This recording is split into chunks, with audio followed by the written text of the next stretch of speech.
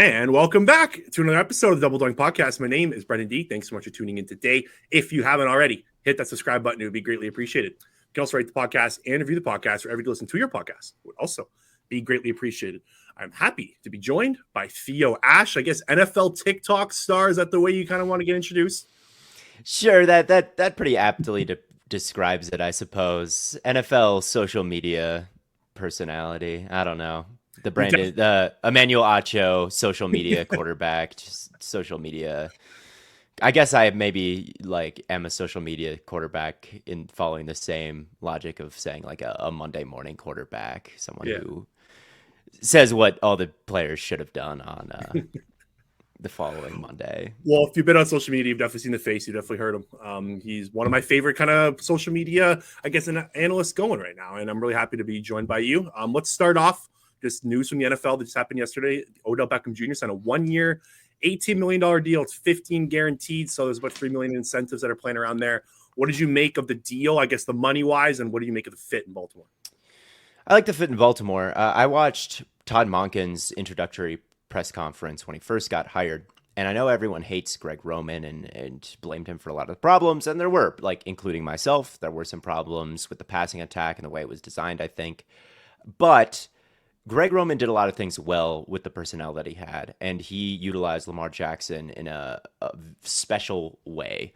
And in this introductory press conference, Todd Monken said, I don't know why you hired me. I don't know what you want me to improve on. When I see the offense you guys were running, it seemed pretty perfect for the personnel that you had and the quarterback that you had. And the answer to his question, why did you hire me, is because we need a better passing game in 2023. It needs to, the running game can be meticulously designed. Everything can be perfect, but it doesn't really win Super Bowls in this day and age. We need to attack through the air better. We need to put up passing numbers. We need to get to the top of the league again. And so that's why he was brought in. And ultimately, that's the success. That's the kind of success that they need to have for his tenure to be considered a success. And for that to be true, you need better receivers. He can't scheme his way just into some great passing attack without good pass catchers. So that's what they needed to do. They needed to sign guys. I assume they'll draft a few more. The last time we saw Odell Beckham, he was still a very good player. He was balling in that playoff run for the Rams before tearing his ACL. And quite frankly, this is a pretty bad receiver free agent class before everyone got signed, and now everyone has gotten signed. So it's about the best shot they've got to improve that core quickly. If they can get anything like Rams playoff Odell, it's a lot better than what they were working with before. So I don't know what he'll look like. He's 30 years old, coming off 2 major knee injuries in the past couple of years. There's a real chance that he doesn't look as good. But he looked good to me. I mean, he was on pace to win Super Bowl MVP before he got hurt in that game. So, and the Rams offense flustered when he was gone in that game. Oh, yeah. A lot of people forget. Once he went out, the Rams offense was not the same. Yeah, they needed to force feed Cooper Kupp, and Stafford had to hit one of the greatest passes of all time, the no-looker on that game-sealing drive. That's what it took for them to win that thing without Odell. And they were cruising with him. I mean, it looked like it was on pace to be a pretty easy win for the Rams. So, yeah, I think that it's a worthy gamble at this point. And if not, I mean, Lamar and Odell are 2 of the most charismatic superstars on the face of the planet. And it's just always good when you've got that kind of marketability, I think. I'm excited to see those two. That's a pretty electric connection. It's a very aesthetically pleasing, I think, pair of teammates. Agreed. In terms of the aura of the league, which it's a perfect fit for those two guys. You just put them on one team. We'll see what happens. The old who's the guy from Pro PFF? He's always draft Bijan Robinson. Let's drop him on this offense and see what happens. But just back to the free agency aspect of this, he was the best wide receiver free agent in my opinion that was on the market. You get him a month and a half into free agency. You brought up the receivers that the Ravens have had. I wrote about this at the Score about a month ago. They drafted 5 receivers since Lamar Jackson has taken over. Rashad Bateman, Marquise Brown, Devin Duvernay, James Prochet, and Tylan Wallace. And besides Marquise Brown, he's the only one that's eclipsed 500 yards in a campaign. The rest have combined for 2,014 yards in 133 games. That's 133 yards per game. It's not very good. So they needed someone. Yeah, and I wouldn't rule them out drafting another one pretty early in the draft. I think Todd Monken is a very, very aggressive downfield passing attack is typically what he tends to design. Like the average depth of target. Also, Lamar, a very aggressive quarterback who's not afraid to take shots. It would not surprise me if the Ravens have the deepest average depth of target of any team in the league this season. Would not surprise me at all. So if you're going to be aggressive like that, you don't have much margin for error and you need great receivers. Like you absolutely need them. When Monken was in Tampa Bay, they had Mike Evans, they had Chris Godwin, and I can't remember who else they had. They may have had a third.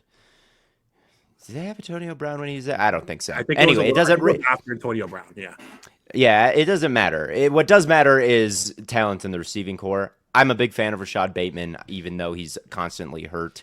I loved his work at Minnesota. I loved his tape. So I'm very excited for him and Odell. These are two guys that I'm bullish on, maybe even compared to the general population. I'm bullish on Lamar as well. I'm bullish on Todd Monken.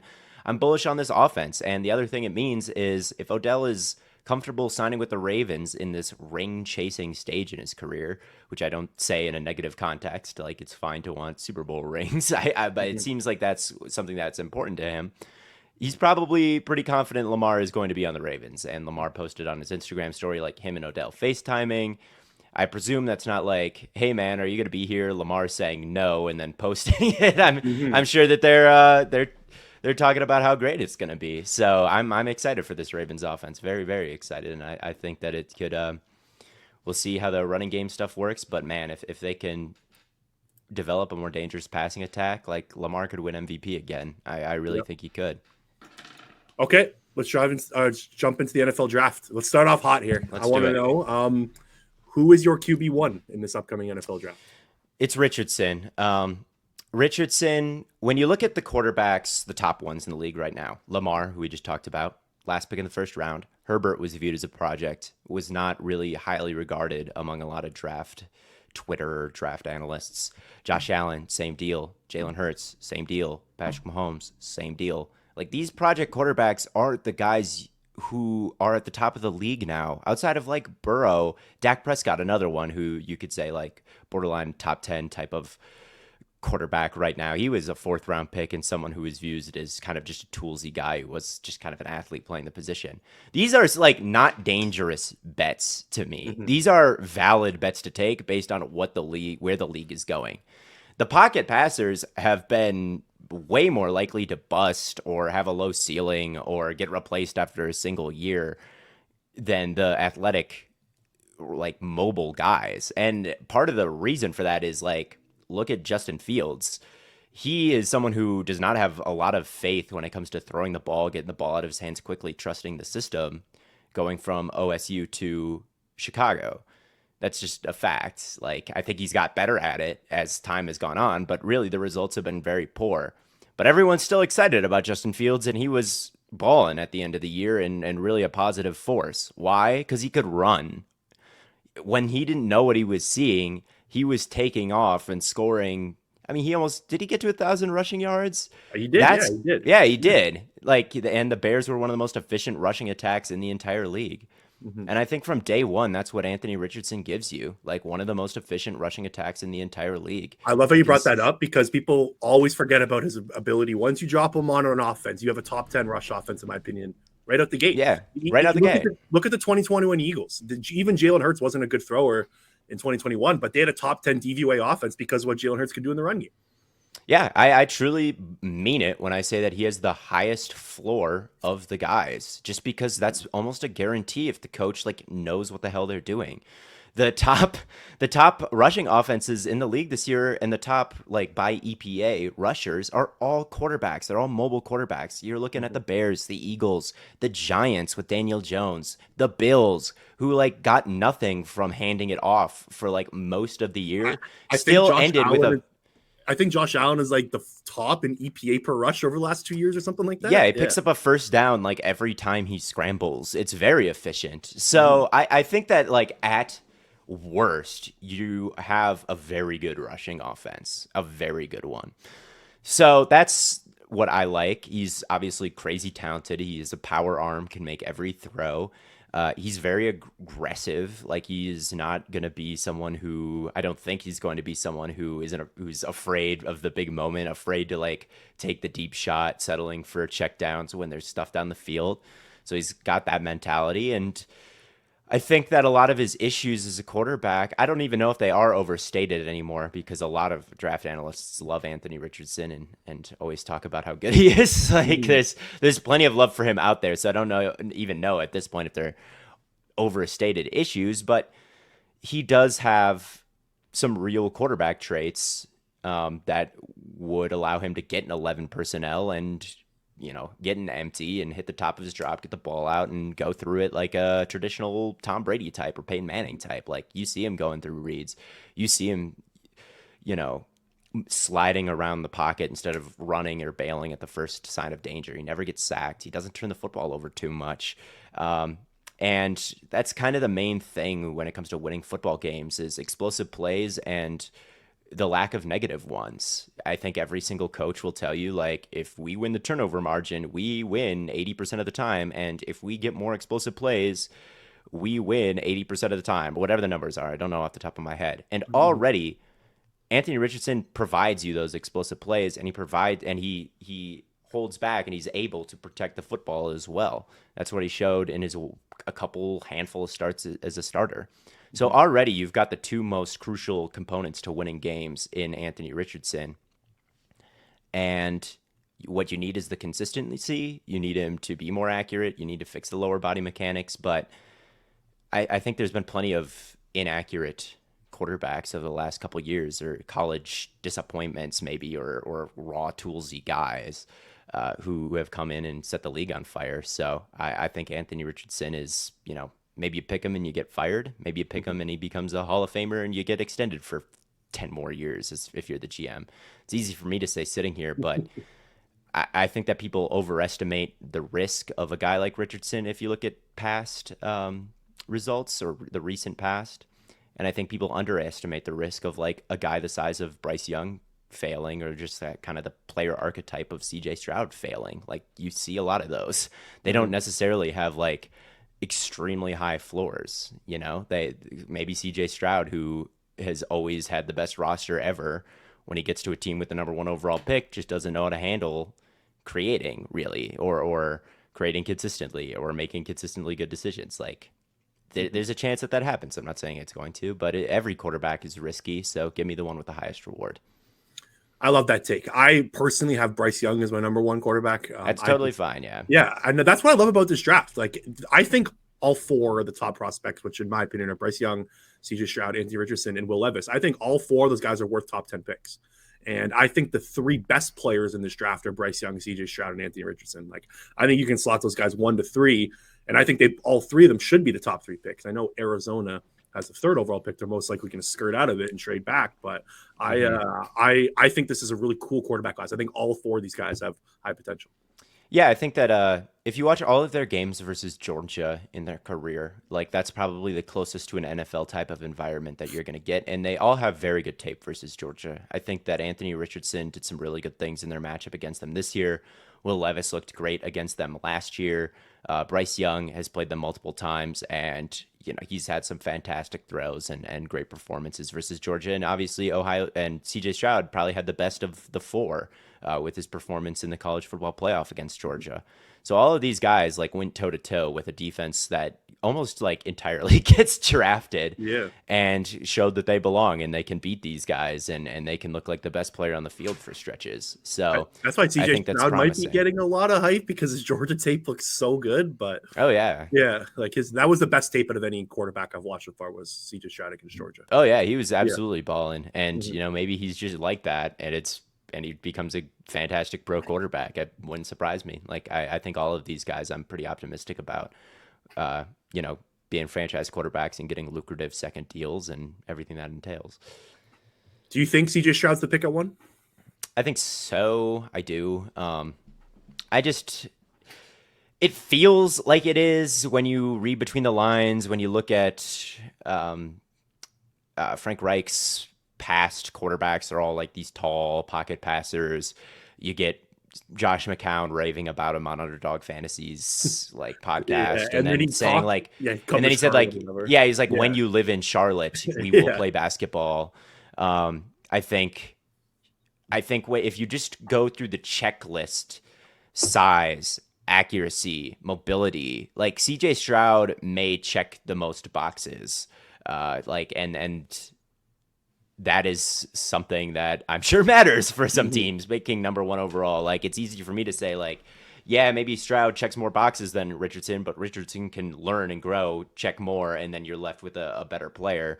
But, like, my job's not on the line. It's easy for me to say, like, of course. But when you're really saying, like, if I get this wrong, I'm never going to work in an NFL front office again in a GM role, like, maybe you do. Maybe you're not willing to take that. You're just taking the guy who checks the most boxes. So I do think it will be Stroud. I do. Okay, so who is let's skip the quarterbacks here. Who is your favorite non-quarterback in the draft? Like, who do you think? Like, there's Will Anderson, Jalen Carter, all those guys. Who do you think should be the first non-quarterback taken? Jalen Carter. I think that Jalen Carter is truly the only guy that I've seen so far that's like really like tier one special. Like, this could be the best player at his position soon. Will Anderson is good. Like, he's a good player. He's great against the run. He plays with a ton of intensity and ferocity. He's got a great motor. He's got a great first step. He diagnoses plays extremely quickly and just blows up any play where like he's unblocked or they try to like scheme him out of it. It doesn't matter. He just goes to the right place every time. It feels like just very smart, very productive, strong. Like, he's good, but I do think that he lacks the bend to be like a Von Miller type. He doesn't have a ton of pass rushing moves, like moves on moves on moves and answers for everything yet. Like, he still needs to develop all those. So, like, I like him, but I don't think he's like incredibly special. Like, he's going to be a very good player, but is he, a number one overall caliber defensive player? I think he's Carter, getting you a watch. little. I think Anderson's getting a tad overrated in this process. Yeah, I haven't listened to Chris Sims' reasoning, but like Chris Sims had him as edge 5, and That's crazy. That's I crazy. almost certainly think that that's crazy, but there are things to like pick in his game where you would be like, he's not a slam dunk like best prospect in the class. I put it this way a long time ago, and I think it's just becoming more and more true as time goes on. If we get to the end of the 2020s and I'm looking at it like, man, Will Anderson was the best edge player I saw that decade, I would be like, really? Like, no one came along that was like better? No one came along with like special bend and a whole bunch of pass rushing moves and like this godlike body, like a Miles Garrett or something like Mhm. that. Like, no one was like that. If we get to the end of the 2010 or 2020s and someone tells me, yeah, Jalen Carter is the best defensive tackle prospect that we saw, if someone came from the future and told me that, I'd be like, yeah, it's pretty tough to imagine a guy who's like looks better. He just is a total monster. He plays with great pad level. He is just ferocious. He plays like his hair is on fire to the point where he almost tries too hard and like can kind of tire himself out. But he is just stringing move after move together. He's got every single thing in his bag. He's just bigger than everybody. He's faster than everybody. He's stronger than everybody. He's bull rushing people to smithereens. He's picking up Jaden Daniels and hauling him around like a trophy. Like, this is just really special stuff that he's putting on film. Like, clearly the best player I think that's come out of Georgia, and there's been some great ones. I mean, the number one overall pick last year, I don't even think like holds a candle to Jalen Carter on tape, Mhm. and he was the number one overall pick. And Jalen Carter is like exponentially better than Trayvon Walker to me. Yeah. So like, yeah, I think that if we're defining favorite as The like best, I guess. the Yeah. best, Yeah. yeah, it's Jalen Carter. He was my favorite to watch because he was just simply the best and a pretty special prospect at the defensive tackle position. His hand movement is Obviously, insane. Like, the way he's able to just shed blocks with his hands, like it's tier it's one. scary. It's Yeah. different. It legitimately is like, whoa, like should these guys be on the same field as him for like their own safety because he's just eviscerating them. Mhm. It really looks like someone placed from a league higher wreaking havoc. It looks like a 5-star off like high school player where it's like, okay, like let's get this guy out of here and put him somewhere else. That's Jalen Carter, and he's the only one that looks like that to me. So yeah, he's one of my favorites that I've ever watched. Okay, let's have the Bijan Robinson discussion. He is a very hot name in Yeah, the draft. He's one of the most polarizing players, I guess, just from the position value, how talented he is. Very interested to see where he goes. How high would you draft Bijan Robinson? probably like late first round. Like I think so. There's probably about, I don't have an exact number at the moment, but there's probably about 15 or 16 players that I think are lock first rounders. Like you have a true first round grade on them. It doesn't matter what draft they're in. It doesn't matter what the caliber of the class is. It doesn't matter how special the year is. Like these guys would be first rounders. I think once you kind of get those guys out of the way, and Bijan is one of them. Bijan has this grade, but because of the positional value, I do think that he should be taken last among the guys you feel really confident in when it comes to like their stardom and the way they project to the next level. My take on the running back position is I think that there's enough evidence and enough teams have had success without paying the running back position where it's like we should probably like listen to what the evidence is telling us when it comes to building a team. Look at the two teams in the Super Bowl. The Isaiah Yeah. Pacheco and was paid what, like $700K, was a seventh round pick. Eagles had the best rushing attack in the NFL, led by Miles Sanders, who they just let walk, and Kenneth Gainwell, who they got in the fifth round. So yeah, you're exactly right there. Yeah. So, but the thing is, if you draft Bijan Robinson, and he's going to be probably pretty good, like his vision is very good, his footwork is just fantastic. It's exceptional the way that he can, maneuver around people and just efficiently, squeeze through gaps and then get in the open field and keep running. It's really great to watch. So he's probably going to be, he can block, he can catch, he's, broke a ton of tackles. I don't think that he has like special acceleration, explosiveness to put him on the level of like an all-timer running back prospect, but he's going to be pretty damn good, I think. Mm-hmm. And you're not going to get fired if you take a guy who ends up being Matt Forte. Like if you look at his stats and you're like, okay, we drafted this running back in the first round, but, and there's some bones to pick with like, was that a valuable selection? But you're not getting fired. Like it doesn't look bad, right? Like he's got 1,700 total yards and 20 total touchdowns for 5 years. People are going to be like, okay, I get it. Mm-hmm. So if you think he can like put up numbers, it just buys you a year where you can like look at that draft class and say like, we got something out of that first round. And if you're like very sure that you can get something out of him and you're not so sure if you can get something out of, I don't know, Kalijah Cansey or Darnell Wright or, Jordan Addison, like if you're kind of like, I don't know, man, because there's a chance that those guys don't work out well. There's a chance that a lot of these players are going to be mid to bad NFL players. So you'd rather take a guy like Bijan than a guy like that if you are very sure Bijan is going to be translate and you're not so sure of another guy. So once all the lock first rounders are off the board, which is probably going to happen like in the back half of the first round, then I think it's okay to take Bijan. Who's a team you really want to see him on? A team I'd very much like to see him on. That's a good question. I think one that comes to mind is maybe Washington, the Commanders, just because they don't really have a great answer at the quarterback position right now.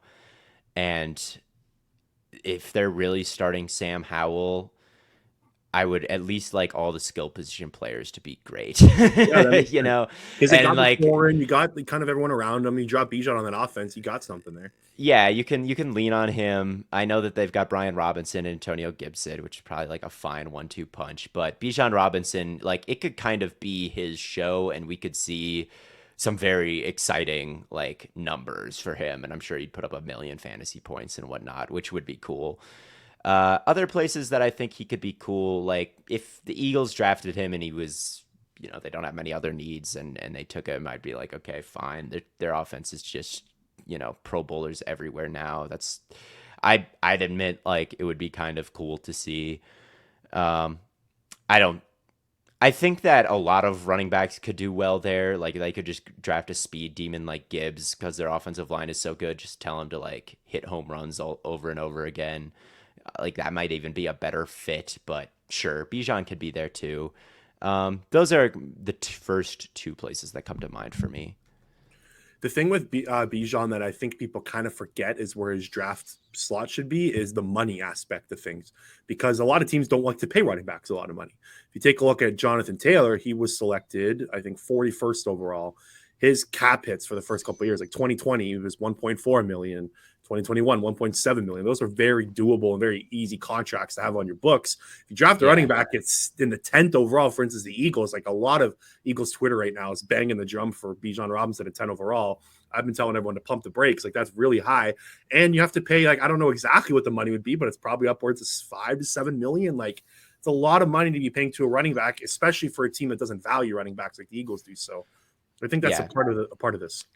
I say the Washington and Eagles because they pick their picks 10 and 16, and it really does feel like that's where he's going to go. Even though I think the positional value of the running back around the league is down right now, like NFL free agents or NFL front offices are acknowledging this. There's a lot of hype for him that I've heard of, like, he is going to go ridiculously high, and I was like, I'm not sure if I can find a spot for it, but like, I don't know anyone directly, but I do know people who know people, and they're like, yeah, man, Bijan top 15. It's very real. Teams love him. Feldman dropped a mock draft of people. There were quotes from college people, and all the quotes about Bijan were just positively glowing. Like, this guy is a perfect running back. He's like a fantastic prospect, potentially the best in the entire class. He's going to get taken because just he's a very safe pick and he's going to be super productive. Mm-hmm. So it sounds like he's going to go pretty high in the first round, and that's kind of what I'm expecting. Two other places in the back half of the first round, Detroit makes a lot of sense, I think, but they did take Montgomery, so maybe not. And then the Chargers, no matter what happens to Eckler, I think that they need a guy like Bijan to lean on after that playoff collapse where they just could not keep the ball on the ground. Yeah. So the Chargers might be my favorite place, but I just don't know if he's making it to 20 with all the hype that I've heard. The Chargers like screams perfect fit because they're trying to upgrade the running back position. Act like they couldn't run the ball in the second half against Jacksonville. That was the reason they lost the game. They couldn't sustain a run game. So I think that makes sense. I want him in Philly. I really do. I think it would be a ton of fun. It would go against everything I believe in for taking him at 10th overall. I do think there's a high likely chance that the Eagles trade out of 10.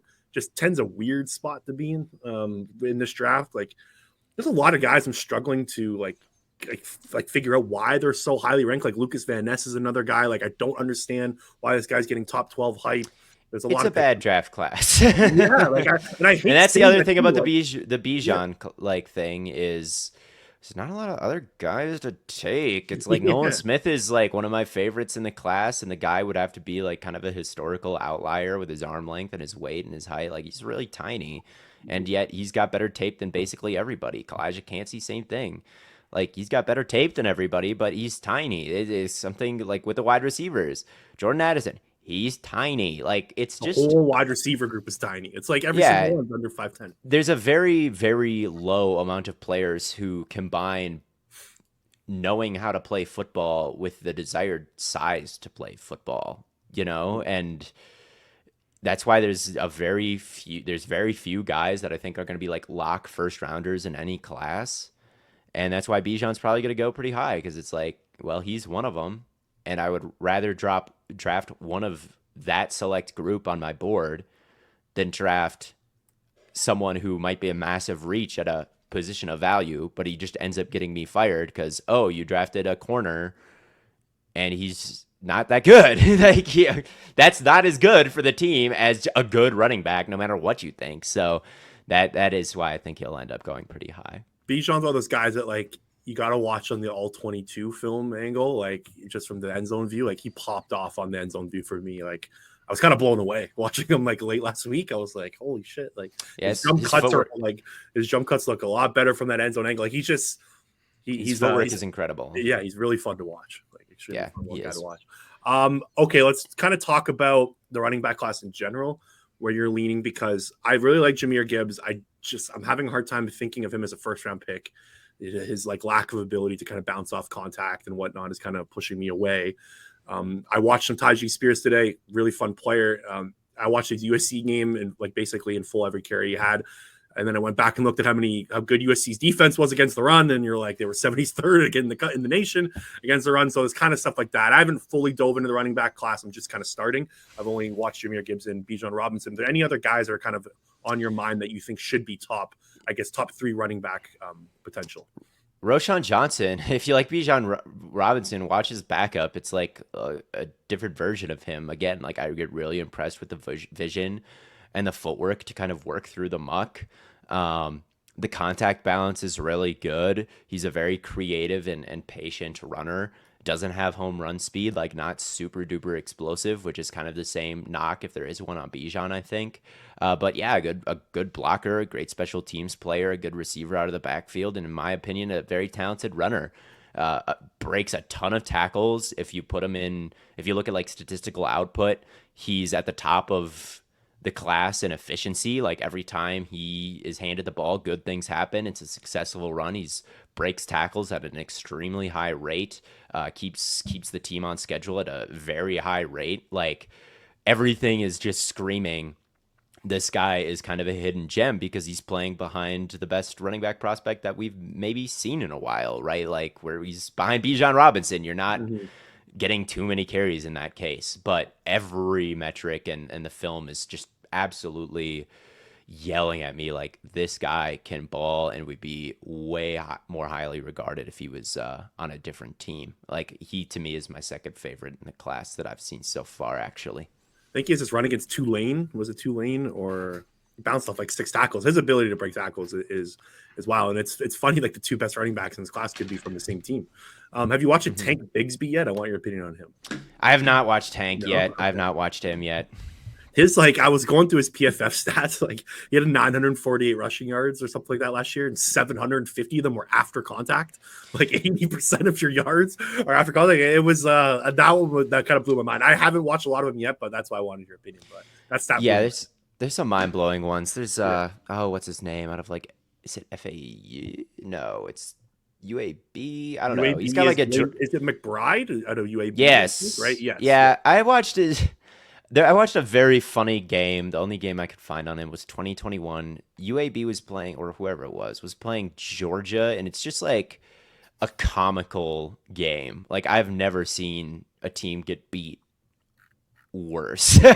Like they were so overmatched playing Georgia. Like some of the funniest reps of like the quarterback just getting obliterated and like throwing terrible picks. Like it's hard to watch. It's funny, but it's like in a so bad it's funny way. Some of my favorite film to watch for draft picks. Sorry to interrupt, but some of my favorite film is like like guys that are not supposed to be in that league, like Cody Mock from North Dakota State, like just mauling guys in the FCS. Like that's some of my favorite team to watch. It's like guys that are too good for that league. McBride is very clearly like that, and something that stood out to me versus Georgia is like, well, everyone else is just getting obliterated. Like he's bouncing off tackles and he's making guys miss, and like he is doing all he can with absolutely nothing. And I don't think it was a great day for him statistically, but he's someone who breaks a billion trillion tackles. He's someone who like PFF will have him with a broken tackle rate of like 90%. That's obviously a hyperbole, but. So I was like, okay, what's the deal with this guy? And watching him versus Georgia, I was like pretty impressed because it's like if you gave him like a functional offensive line and like he wasn't getting hit in the backfield every play, like he could have done some real damage against a real good defense, I think.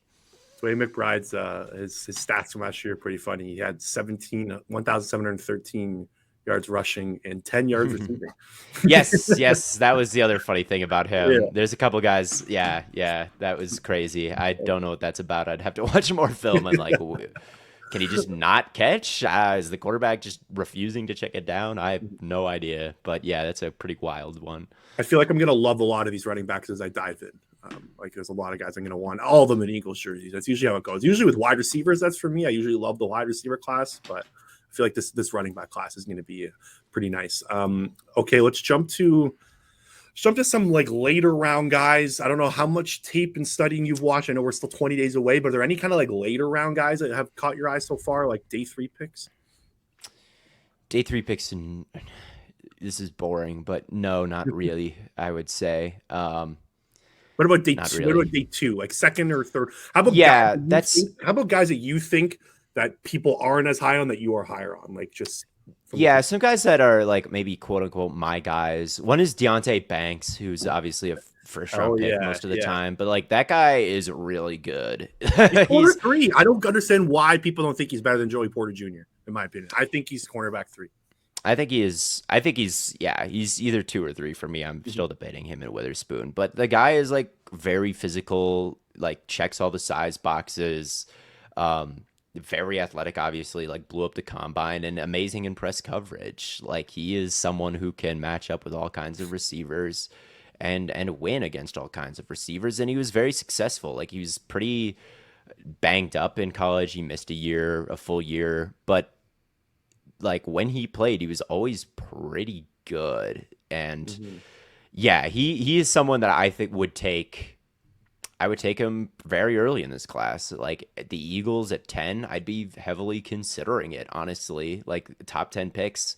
The Bears at 9, if like Christian Gonzalez is gone. I like Christian Gonzalez slightly more, but Mhm. man, like if Christian Gonzalez goes to the Falcons at 8, like I'd consider Banks if I was the Bears at 9 or the Eagles at 10. Like he could be a top 10 pick. I like him a lot.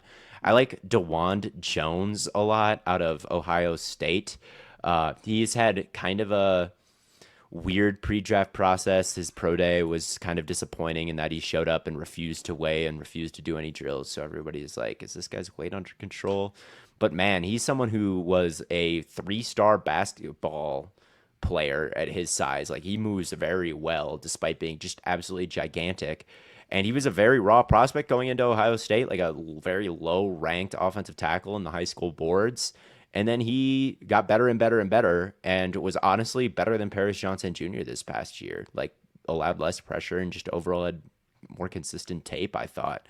So he's someone I think could be a pretty special one with the growth trajectory that he's been on. But obviously he needs to show that he's, committed to Mhm.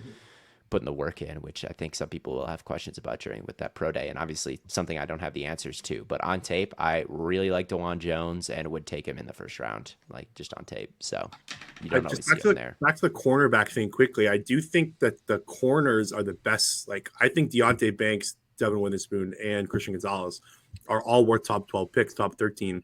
And I think it's kind of a big drop off from those corners. Maybe like Skoronsky and Paris Johnson I could see, but like I think the best players in this draft are the cornerbacks. Like I think Yeah, all three of those guys are going to be studs. the corners and the quarterbacks, Yeah. really. Like, yeah, I think that those guys will kind of define this class Who's a along with the who's top 2 defenders. who's a couple guys that you're lower on than the consensus right A lot of people. now? I'm with you there, man. I'm with you. But there's a bunch. Most of them, I would say. I just think it's a very bad class. I think we could be looking at this like, man, like Lucas Van Ness went top 10. I don't. He I feel like doesn't. I'm taking crazy pills with Lucas Van Ness. I don't understand the hype. I would not touch him with a first round pick. Yeah, he just bull rushes over and over again. His It's like tape is maybe not exciting. His sacks weren't he's exciting. Like I don't. I feel like I'm losing my mind. Everyone's saying top 12 pick. I feel like I'm the only if sane like person in the world. NFL tackles will like know what's coming. Like they'll Mhm. say like, okay, he's gonna try to convert speed to power. I'm going to stay square. I'm not gonna overset. I'm just gonna be prepared for him to go right through me. I'm prepared to drop my anchor, and I'm gonna get in his frame first. And like these guys will be able to do that. And it's like, what changeup does he have? And right now the changeup is nothing. And maybe he develops it because he is really strong. Like he is has a great bull rush, man. Like he really can knock guys around. Um, but yeah, he's not any kind of lock to be a premier edge rusher right away, or ever He's really. like the Raptors drafted Bruno Caboclo, this guy a couple years ago, and the classic line was he's 2 years away from being 2 years away. It's kind of how I feel Lucas Van Ness. Same thing with Miles Murphy. I'm not a huge fan of Miles Murphy. Like he just does not have great bend, and he tries to win around the edge over and over and over again, and he just Loves the rush. long arm pass rush move. He uses it all the time. Like Yeah, that's honestly fine with him if he's like yeah, long arming it and converting speed to power. Like there, he's got some potential, but man, it's just like way too often he's just running in a straight line up the field, and I almost feel to the point where he was trying to bait the quarterbacks into like scrambling out of the space that he just vacated because he wasn't really collapsing the pocket at all. And then he was going to try to disengage and like get a cleanup sack. But it didn't work a lot of the times. And half the times they just ran through the gap that he's like way too far upfield on, and he's not registering any pressure. Like his pressure rate this year was pretty easily the lowest among the highly regarded prospects. Nolan Smith, Will Anderson, Van Ness, Will McDonald, if you want to throw him in here, whoever else you want to say, Tyree Wilson. Like he had a very low pressure rate because his pass rush plan was just so bad to me. And he's just not really a great run defender or a great pass rusher at this point. So I don't love him. I don't love Quentin Johnston. I don't love Brian Brzee in much of this. Like I don't love who else? I don't love Gibbs as much as everybody else because he just doesn't have much experience taking it between the tackles, and I think he's kind of more of a gadgety third down receiver guy. I don't love Darnell Washington as much as everyone else. I don't think that he's quite as good as a blocker as everyone makes him out to be, although he is still quite good. And he's not really nimble enough to be a consistent route running his threat. Route running scares me. And go watch the national championship game. He was a non-factor against TCU a little bit. Like, yeah. I'm with you. I think Darnell Washington's overrated as well. Yeah, Paris Johnson is someone who I think like he needs to improve his play strength, and guys get into his frame like a lot. His hand placement is bad. Broderick Jones the same way. I just don't love their technique, and I think they let guys into their frame and it will be pretty badly punished right away. So there's a lot of guys, honestly, where it's like I don't think the general population a lot of people don't want to be critical, and I don't think all of these players will be bad. They all have issues that can be fixed, or maybe they won't be. But these issues, you'll go look at drafts, like at least half the players usually end up being bad, Yeah. Like it's not like these guys hit their ceiling more often than not. It's like more often than not, their flaws prevent them from reaching their ceiling. And these guys have like 30% hit rate, maybe in the first round, if that. Yeah, they get like there's like pretty glaring flaws with all the guys that I've mentioned. So those are guys I'd say I'm probably lower on than consensus. But I'm in general, I'm like lower on draft prospects than consensus. Like I just don't think they're as valuable as everyone else does because they're just bad. They're bad a lot of the time. I know we have to fill this time and like compare them to Hall of Famers to make things interesting, but they're just for fans. Draft day is kind of like it's a savior's coming or a hero's coming. A majority, we're bad. It's not happening. Yeah, and we're getting like a great starter because that's what can happen, and it's what happens like a good portion of the time. But not as much as people think. Okay, so this is the Double Doing podcast. I got to ask you about some Philadelphia Eagles stuff. Sure. What do you think the Eagles should do in the draft, and where are you on this team heading into the draft? I think that they are the team to beat in the NFC. I think they're still the best roster. It's tough to find real glaring needs for them. I think that they should address the defensive line since there's a lot of people kind of aging out here. Brandon Graham is very good, but very old. Fletcher Cox is very good, but very old. So putting some succession plans in place for those guys, I think could be a number one priority at a very valuable position. Like, let's keep that train rolling. Like, let's keep that going. I think they could add a wide receiver if they really wanted to. Just like if one of the big two were to go down, it would look a little rough right away. Like we'd be like, whoa, we got two questionable starters starting for us now, like if just one of those guys goes down. So adding some depth there, I think, is very important. Maybe not at 10 or even 30, but at some point I'd like to see them add like a talented wide receiver 3 who could become a really good starter potentially. Yeah, those are probably the first two that come to mind. Obviously, safety. This is a very bad safety class to me. So like if it was a great safety class, I'd say that, but because it's not, I haven't seen anybody that I really like, but obviously if they have someone that they do, if they think that there's a sleeper there, that's they hate drafting safeties, linebackers, running backs. It just never happens with this organization. Yeah. Hey, and they've gone to 2 Super Bowls in 5 years, so I'm not for sure they're doing them. something right. Yeah, they're doing something right with the way they allocate resources. So yeah, I think that they're probably the 3 that first come to mind. Where is Jalen Hurts in your quarterback rankings right now? Probably like 6 or 7. I think that He's very good. I mean, he was so accurate last year down the field and adds all that running like ability. I don't think he's like the greatest runner. Like he's not on like the Lamar Jackson tier or even the No. Kyler tier. Like he's someone who's not really going to make people miss. He's fast and he can eat up ground and he can, fall forward because he's so big, but he's not really electric in the open field like a Lamar is. But yeah, he adds that element. He's very accurate. And he is a great leader, obviously, and he processes information very well. And as we saw in the Super Bowl, can make plays off script. Like he executes the offense. He's a good system guy. He's a good off script guy. He's a good running guy. So yeah, he's flirting with that tier one. I don't know. I'd like to see him do it one more time before I put him with the Burrows and the Mahomeses and the Herberts. And to me, the Allen and Lamar is probably that tier one. But I think he's knocking on the door of that if he can repeat the performance. And yeah, I'd probably put him like 6, 7, 8, like somewhere in that range. So when I really started liking your content, it was around the Super Bowl time. It was actually your Super Bowl interviews. They were awesome, by the way. You killed it on Radio Row, which we'll touch on in a second. But I do want to bring up, you had a TikTok that I loved because the mainstream media wasn't catching this. Jonathan Gannon leaving the Eagles was good for the Eagles and bad for the Cardinals. I don't know if it's bad for the Cardinals, but it was good for the Eagles, and no one else in the mainstream media kind of caught this except for you. So I'm glad you did. Can you explain your reasoning as why Jonathan Gannon leaving the Eagles could benefit them? It's a lot like Ed Donatel, like with the Vikings. Like, he's a Fangio guy who just wouldn't really adjust his Fangio-ness when it needed to be adjusted. He was like conservative with his defense to the point where it was getting to be a detriment in some matchups. Like he wouldn't blitz, is always rushing for quarters. Like everyone knows the rules to this point because half the teams in the league have this type of defense these days, like a Fangio disciple.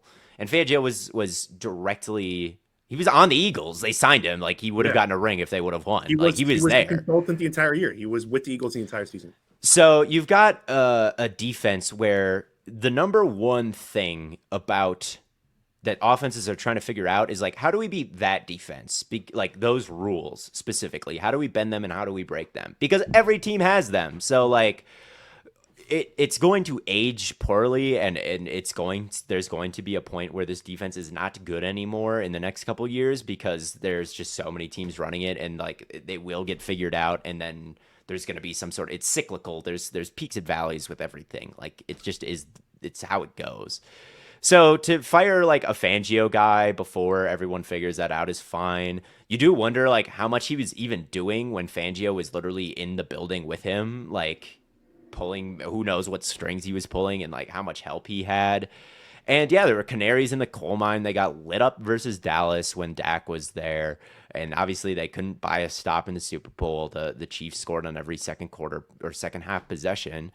So it's like this defensive coordinator isn't irreplaceable to me. It's not someone that like, oh man, we lost a visionary. We lost someone that, no one can replicate his success. It's like we don't even know if he was the most important defensive mind in that building. So, yeah. And the results were very good, but they also had the best roster. The results weren't very good when they needed to be. So, yeah, I think that it's something that the Eagles can very easily overcome. Like you can find other defensive coordinators who can have a lot of success when you've got Hassan Reddick playing like a defensive player of the year. And, maybe he's a great motivator. He's like someone who got the most out of people. Maybe they'll all fall back without him there, but they're talented guys. Hassan Reddick has had great seasons before. Darius Slay has had great seasons before. James Bradbury has had great seasons before.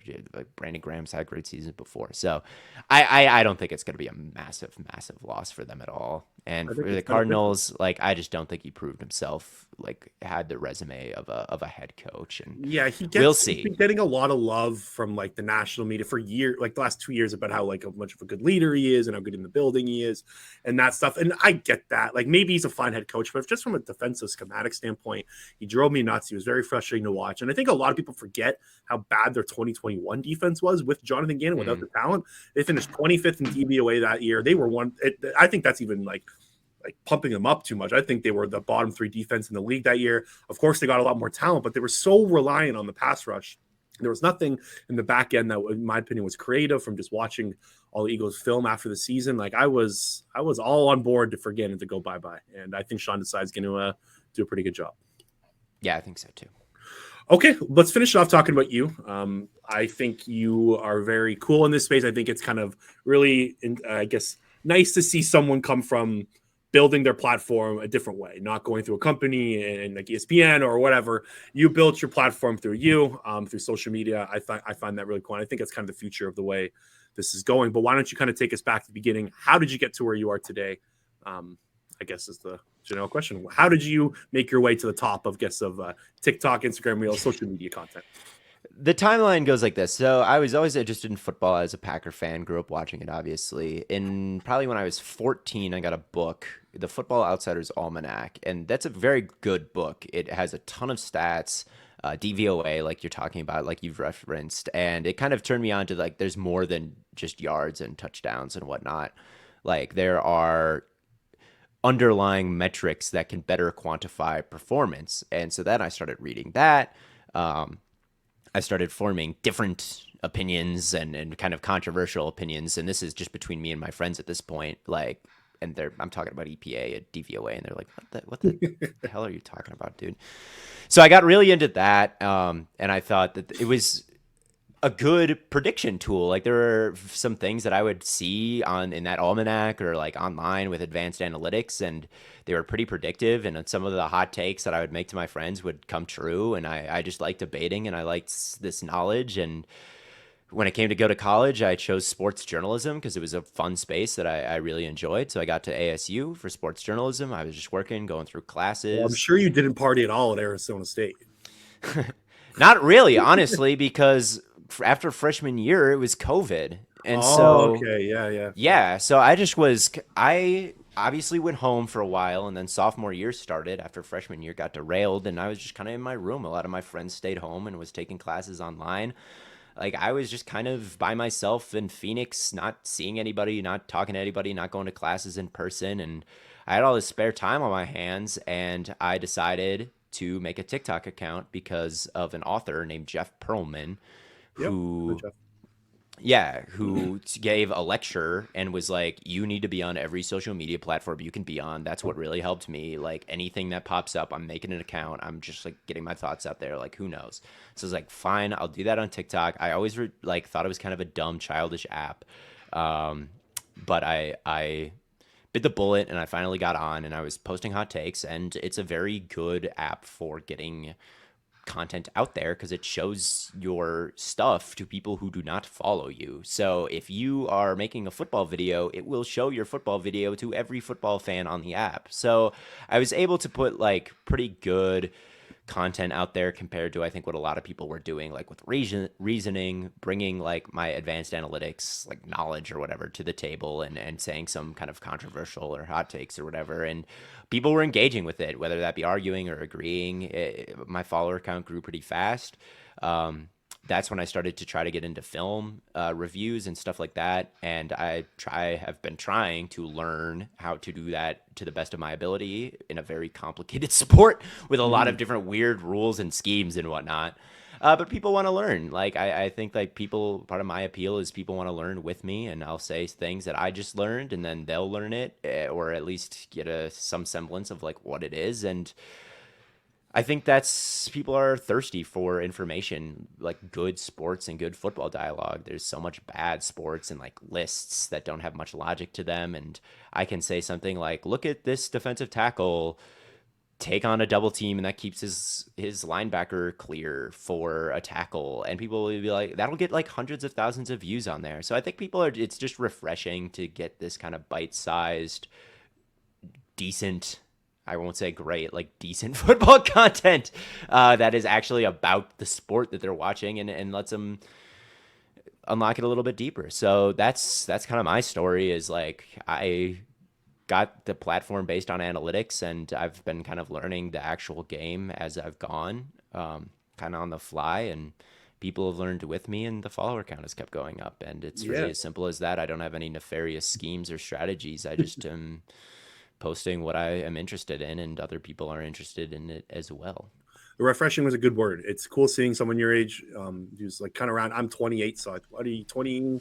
I'm 22. 22, okay. So yeah, not bad, 6 years younger. It's cool seeing like a guy your age, refreshing takes, and mostly takes I agree with. Like a lot, TikTok is filled with a lot of garbage football. I know you probably see that a lot. Like a lot of like trades that are a hypothetical that make no sense. Like just a lot of stuff like that. So every Yeah. platform's filled with that. Okay. It's not just TikTok, but yeah. But it's hard. It was to me when I was starting to go through sports TikTok, it was kind of hard to find people that I agree with. And you were a refreshing face that came across mine. So I'm happy that it came across you. Last question. What is the dream? What do you want to do? Like, where does this take you? Where do you want this to lead? This, honestly, like, I like just giving my opinions. I always kind of had this abstract idea in my head that I couldn't really quite explain, where it's like, I don't want to be an announcer. Because when I would tell people I was going to sports journalism, it'd be like, oh, you want to announce? You want to, be on a beat? And I would not oppose to those things, right? Like, I would do them. But I always kind of just wanted to write articles about my opinions and the way the game worked and why guys were undervalued. Like, I wanted to be a columnist, basically. I guess it's not that abstract. And I just wanted to get my thoughts out there. And I was more concerned with like building that up than building a career where I was like describing what was going on. So yeah, not so much the interviews, the press conferences, like writing an article about how training camp went on a beat. That was never really my goal. It was kind of my goal to like get to having my own show where I just like gave my takes, which is a lot of people's goal. And like there are a lot of people who have to do beat reporting for years and work their way up from like AAA baseball to the NFL and like cover, who knows what for a long time to get to a place where that matters. I was kind of able to fast track it because I got to TikTok pretty early. Mm-hmm. And I'd like to just keep doing it. Like I'm doing what I want to do. I'm, doing my draft evaluations and recording my podcast. And, no one really tells me what to say or like, you have to be on this side of a debate or you have to go cover this. I'm kind of just doing what I want and I'm fine doing that. I'm fine just kind of keeping on what I'm doing. I'm comfortable with where I'm at. It would be cool to get paid more to do it always, I guess. But money's not a real big motivator for me. It's just like I would just kind of want to talk about football, and that's what I'm doing. So there's not really an end goal in my mind. I'm just going to keep doing what I'm doing, and wherever it leads me, it leads me. So quickly, actually, I brought up Radio Row earlier. How was Radio Row? You were awesome there, man. Your questions were so cool, and it was kind of, like I said, refreshing to see. It was chaotic. It was very fun. There was just everyone there. Everyone was busy. It was really fun though because I went to school blocks away from Radio Row, like quite literally 3 blocks away is the Cronkite building and the dorm where I stayed freshman year.